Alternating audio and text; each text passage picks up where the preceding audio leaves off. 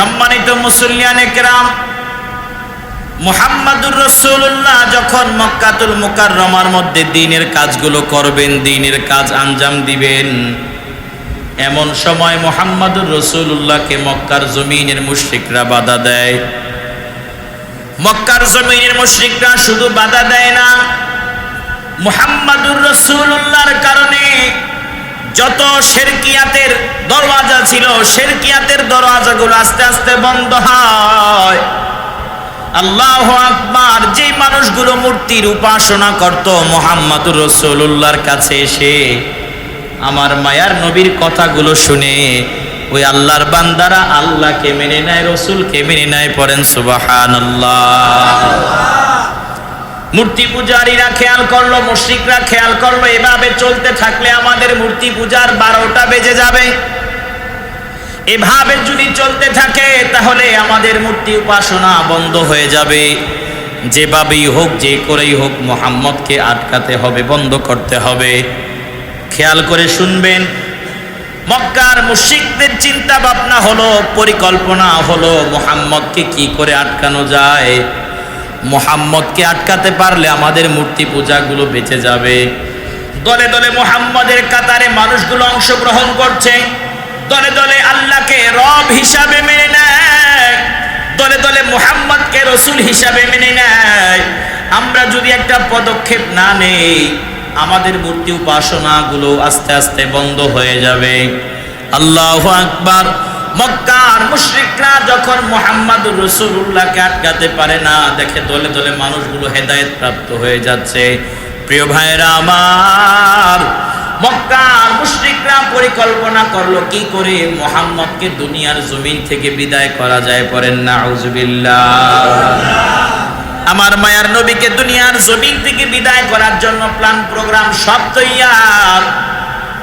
মুহাম্মাদুর রাসূলুল্লাহ জেনে গেল বেঈমানেরা তাকে হত্যা করতে চায়। মুহাম্মাদুর রাসূলুল্লাহ নিজের কথায় চলে নাকি আল্লাহর আদেশে চলে? ঠিক কিনা বলেন না? আল্লাহর আদেশে চলে। আসমান থেকে যা ফয়সালা হয়, মায়ার নবী আমার দুনিয়ার জমিনে শুধু মেসেঞ্জার। মুহাম্মদ মেসেঞ্জার অফ আল্লাহ। মুহাম্মদ আল্লাহ পাক রব্বুল আলামিনের পক্ষ থেকে শুধু বার্তাবাহক মাত্র। মুহাম্মদ মেসেঞ্জার অফ আল্লাহ। মুহাম্মদ আল্লাহর পক্ষ থেকে মাত্র বার্তাবাহক। আল্লাহ রাব্বুল আলামিন জমিনবাসীর জন্য, আল্লাহর বান্দা বান্দীদের জন্য যে বার্তা, যে সংবাদ, যে খবর পৌঁছাতে চান, এর মাধ্যম হলো মুহাম্মাদুর রাসূলুল্লাহ। আমার মায়ার নবী নিজের থেকে কিছু বলে না, আমার মায়ার নবী নিজের থেকে কোনো কাজ করে না।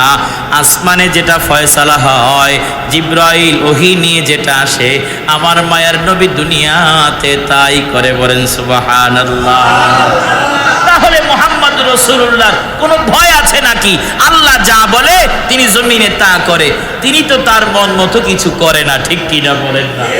প্রিয় হাজিরিন, সম্মানিত মুসল্লিয়ানে কেরাম, তাহলে মুহাম্মাদুর রাসূলুল্লাহকে হত্যা করার জন্য যখন মুশরিকরা ঐক্যবদ্ধ হয়ে গেল, আবু তালেব মুহাম্মাদুর রাসূলুল্লাহর চাচা যান। আবু তালেব মক্কাবাসীদের উদ্দেশ্যে বক্তব্য রাখে, বলে, মক্কাবাসী শোনো, আমার ভাতিজা মুহাম্মদ দ্বীনের কাজ করতেছে, তার যেটা মন চায় সে তা করে, আমি তাকে বাধাও দিব না, কেউ তাকে বাধাও দিতে পারবে না। বলেন সুবহানাল্লাহ। একটু খেয়াল করেন, ওই শুরু লগ্নে আজ ঘরে ঘরে মুসলমান, আজ বাড়িতে বাড়িতে আলেম উলামা, মুফতি মুহাদ্দিসের অভাব নাই। আজ আপনার দরওয়াজায় মসজিদ, অন্যান্য বাড়ির দরওয়াজায় হাজার হাজার হাজার হাজার মসজিদ, কত মাদ্রাসা, কত দ্বীনি প্রোগ্রাম হচ্ছে, কত জালসা হচ্ছে। রাস্তায় বের হলেই দাড়িওয়ালা মানুষ, টুপিওয়ালা মানুষ, রাস্তায় বের হলেই মুসলমান। সারা পৃথিবী খুঁজে তখন মুসলমান পাওয়া যেত না। আল্লাহু আকবার। ওই ইসলামের ক্লান্তি লগ্নে শুরু যুগে, সেই সময় করুণ সময়, বিপদগ্রস্ততার সময়, আবু তালেব যখন মক্কাবাসীদের উদ্দেশ্যে এমন বক্তব্য দেয়, মক্কাবাসীদের দল শোনো, আমার ভাতিজা মুহাম্মদকে কেউ আঘাত করলে আমি আবু তালেবের সাথে কিন্তু যুদ্ধ ঘোষণা হয়ে যাবে। সুবহানাল্লাহ। এত উপকার করলো। আমার নবী, আপনার নবী মুহাম্মদুর রাসূলুল্লাহ দিলে দিলে একটা চাহাত তৈরি হয়। আমার চাচা জান আবু তালেব এত পরিমাণে দ্বীনের কাজ করলো, এত পরিমাণে দ্বীনের সহযোগিতা করলো। আমার চাচা জানের কারণে মক্কাতুল মুকাররমার মধ্যে, মক্কার মধ্যে দ্বীন প্রচার করাটা এত সহজ হয়ে গেল।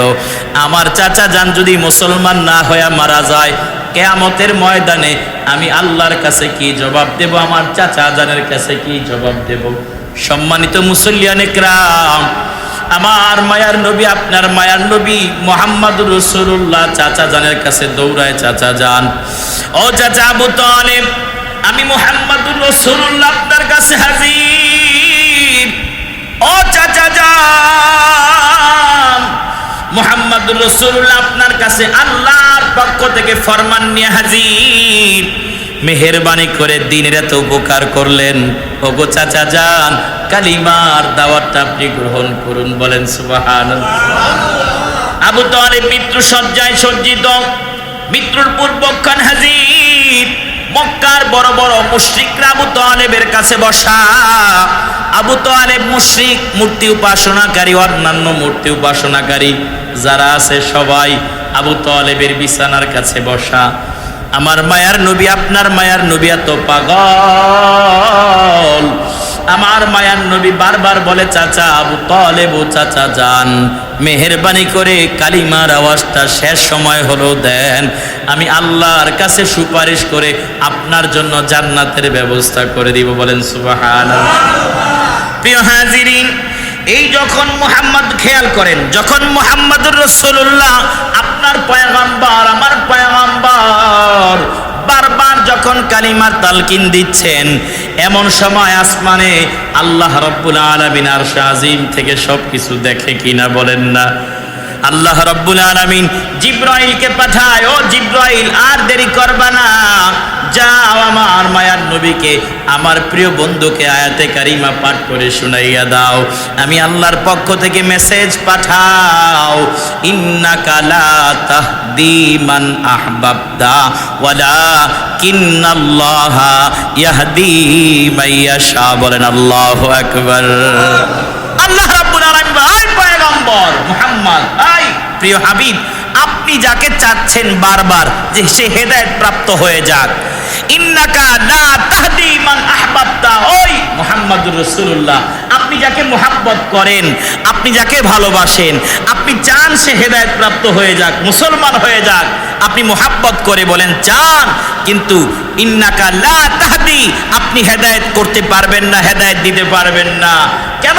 হেদায়েতের মালিক যিনি, উঁচু আওয়াজে, দিল খুলে উঁচু আওয়াজে বলেন, তিনি কে? আল্লাহ। হেদায়েতের মালিক কি মুহাম্মদুর রাসূলুল্লাহ নাকি আল্লাহ?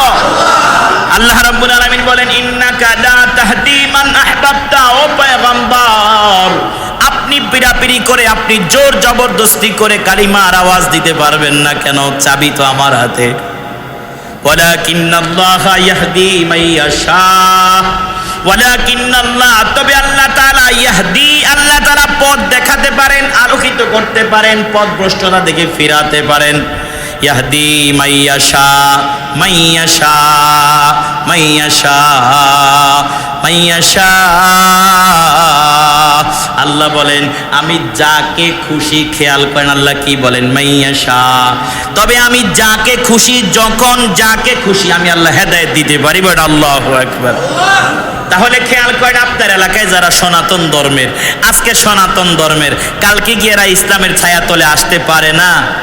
কথা বলে না, পারে না? পারে না? এই বাংলার জমিনে হিন্দু ছিল, মুসলমান হইয়া মাদ্রাসায় লেখাপড়া করিয়া বক্তা হইছে, ন মুসলিম নাই? এরকম নাই? কথা কয় না, প্রমাণ আছে না নাই? আর একজন দুইজন না, এখন 100-এর কাছাকাছি চলে গেছে আলহামদুলিল্লাহ। হিন্দু থেকে মুসলমান হয়ে মাদ্রাসায় লেখাপড়া করে বক্তা হয়ে এখন আবার ওয়াজ কইরা করে আমাদের মুসলমানদেরকেই বুঝায়, ঠিক কিনা বলেন? মুহাম্মদুর রাসূলুল্লাহ মৃত্যুর সময় যেমন চাচাকে কোনো উপকার করতে পারে নাই, ওই চাচা যান কালিমার হালত বেতি রেখে ইন্তেকাল করেছেন। মুহাম্মদুর রাসূলুল্লাহ এই কথা পর্যন্ত বলেছেন, চাচা যান আপনাকে মুহাম্মদুর রাসূলুল্লাহ বলতে হবে না, আপনি শুধু লা ইলাহা ইল্লাল্লাহ এতটুকু বলেন। সুবহানাল্লাহ পড়ে বলে চাচা আমি যে নবী, আমাকে স্বীকার করার দরকার নাই নবী হিসাবে, আপনি শুধু আল্লাহকে স্বীকার করেন, লা ইলাহা, আওয়াজ দিয়ে বলেন লা ইলাহা। কিন্তু আবু তালেব, পাশে থাকা অমুসলিমরা, মুশরিকরা আবু তালেবকে বলতেছে, ও আবু তালেব, সারা জীবন মূর্তি উপাসনা কইরা, তোমার ভাতিজার কথায় দিলটাকে নরম কইরা তুমি কালিমার আওয়াজ দিয়া দিও না। আল্লাহ তাআলা চান নাই আবু তালেব কালিমার আওয়াজ দিবে। সম্মানিত হাজিরিন, আবু তালেব বেঈমানের হালতে ইন্তেকাল করেছেন। গুনাহ ছেড়ে দেওয়ার দরকার আছে না নাই? বলেন আছে না নাই? আমি সহকারে, আমি আমাকে সহকারে বলছি, কোনো কথা শুধু আপনাদেরকে উদ্দেশ্য করে বলি না, যা বলি আমি আমাকে উদ্দেশ্য করে সহকারে আপনাদেরকেও বলি। আমি সহকারে আমাদের সবার জন্য গুনাহ ছাড়ার দরকার আছে না নাই? সম্মানিত হাজিরিন, ওই দুবাই শহরের মধ্যে যে রেস্টুরেন্টগুলো ছিল, বিলাসবহুল হোটেলগুলো ছিল, যার যেখানে একটি রাত্র যাপন করার জন্য বাংলাদেশের কোটি কোটি টাকা ব্যয় করতে হয়, যেই দুবাই শহরকে সম্পর্কে সারা পৃথিবীর মানুষগুলো সেই জায়গা দেখার জন্য পাগল হয়ে গেছে। যেই দুবাইবাসীরা অহংকার করেছে, যেই দুবাইবাসীরা রসুলের সুন্নতকে ধাক্কা মেরে সরিয়েছে। কিছুদিন আগে দেখেছি আমরা ওই দুবাই শহরে মুসলিম রাষ্ট্রের মধ্যে আমরা ভিন্ন ধর্মের অনুসারীদেরকে দুবাইয়ের মন্ত্রী প্রিন্স সালমান সহকারে অন্যান্য দুবাইয়ের যারা সরকার, রাষ্ট্রীয় সরকারে আছে, তাদেরকে আমরা দেখেছি বিমানবন্দর থেকে ভিন্ন ধর্মের মানুষদেরকে তারা রিসিভ করে নিয়েছে। ভিন্ন ধর্মের মানুষের উপাসনায় তারা শরিক হয়েছে। ভিন্ন ধর্মের মানুষের উপাসনায় তারা 100% শরিক হয়ে খুশি জ্ঞাপন করেছে। আল্লাহ তাআলা বলেন, আমাকে সেজদা দিবি না, আমাকে সেজদা দেওয়া ভালো লাগে না, এত সুখে রেখেছি, সুখে থাকলে ভূতে কিলায়, অন্য ধর্মের মানুষই না, তাদের উপাসনায় শরিক হও, তাদেরকে বিমানবন্দর থেকে রিসিভ করে আনো, তাদের জন্য তুমি লাল গালিচা বিছাও, আমার জন্য তুমি আমার মসজিদ মাদ্রাসার জন্য লাল গালিচা না বিছায়া বেঈমানদের জন্য লাল গালিচা বিছাও। তো লাল গালিচা আমি পানিতে ভাসিয়ে নিব, ঠিক কিনা বলেন? পানিতে ভাসিয়ে নিয়েছে। কোটি কোটি টাকার গাড়িগুলো সব বাড়ির আন্ডারগ্রাউন্ডের মধ্যে ভেসে যাচ্ছে। কোটি কোটি কোটি কোটি মিলিয়ন ডলার নষ্ট হয়ে যাচ্ছে। কি ব্যাপার? এখন কেউ আটকিয়ে রাখতে পারে না, কা সম্ভব নয়। পক্ষ থেকে এসেছে, বলেন কার পক্ষ থেকে? এজন্য আপনি আমি যেখানে আছি, সর্বপ্রথম কথা হলো, মেসেজ হলো, আপনাকে আমাকে আপনার অবস্থানের উপরে, আমাকে আমার অবস্থানের উপরে কৃতজ্ঞতা প্রকাশ করতে হবে, শুকরিয়া আদায় করতে হবে যে আমি যেখানে আছি ভালো আছি, আলহামদুলিল্লাহ। আপনি যেখানে আছেন ভালো আছেন, আলহামদুলিল্লাহ। কথা বলেন আলহামদুলিল্লাহ। যাহারাল ফাসাদু ফিল বাররি ওয়াল বাহরি বিমা কাসাবাত আইদিন নাস। আজ বাংলার জমিনে যে গরম পড়তেছে, এটা আপনি বলেন, আমি আমাকে বলি, যেটা আমার পাপের কামাই, এটা বলতে হবে আপনাকে। আপনি বলবেন গাছ লাগালে গরম চলে যাবে, আপনি বলবেন এটা করলে গরম চলে যাবে না, আপনি আপনাকে সংশোধন করলে গরম চলে যাবে, আমি আমাকে সংশোধন করলে গরম চলে যাবে। প্রিয় হাজিরিন, যেই গরম সৌদি আরব পড়েছে, যেই গরম দুবাইতে পড়েছে, যেই গরম ওমানে পড়েছে, যেই তাপমাত্রা অন্যান্য আরবিক কান্ট্রিগুলোতে ছিল, যাদের গাড়িতে এসি, যাদের বাড়িতে এসি, যাদের টয়লেটে পর্যন্ত এসি, সেই গরম এখন বাংলাদেশে পড়তেছে, ঠিক কিনা বলেন? এই তাপদাহের জন্য আপনি কাকে দায়ী করবেন? গাছকে দায়ী করবেন? এই তাপদাহের জন্য মানুষ কতটা অকৃতজ্ঞ, মানুষ গাছকে দায়ী করে। গাছ না লাগানোর কারণে গরম বেশি পড়তেছে। নাউজুবিল্লাহ বলেন না, বলেন নাউজুবিল্লাহ। মনে হয় যেন গাছ যদি বেশি লাগাইতো তাহলে আল্লাহর গরম দেওয়ার ক্ষমতা হারায় ফেলতো। গাছ যদি বেশি থাকতো তাহলে আল্লাহ গরম দেওয়ার ক্ষমতা কি করতো? হারায় ফেলতো। বলেন তো, আপনি প্রত্যেক সেন্টিমিটারে মিটারে যদি গাছ লাগান, প্রত্যেক বিঘতের মাথায় মাথায় যদি আপনি গাছ লাগান, আল্লাহ যদি চায় গরম দিবে, আল্লাহর পক্ষে কি গরম দেওয়া সম্ভব নয়? আরে মানুষ শুধু আরেকজনকে দোষ দেয়, আরে নিজের দিকে আঙুলগুলো দেখেন না। আপনি বলেন যে আমার পাপের কারণে গরম হচ্ছে, আমার পাপের কারণে গরম হচ্ছে, আমি ফজরের নামাজ পড়ি নাই যার কারণে গরম আসতেছে, আমি বাজারে ধোঁকাবাজি করেছি, আমি এইভাবে সুদের লেনদেন করি, আমার কারণে এইভাবে দেশের মধ্যে গরম পড়তেছে। নিজেকে এভাবে বলেন, আরেকজনকে দোষ দেন কেন? নিজেকে যদি এভাবে বলতে পারেন, হতে পারে আল্লাহ তাআলা আপনার মৃত্যুটা ঈমানের শহীদ দিবে। বলেন আল্লাহু আকবার।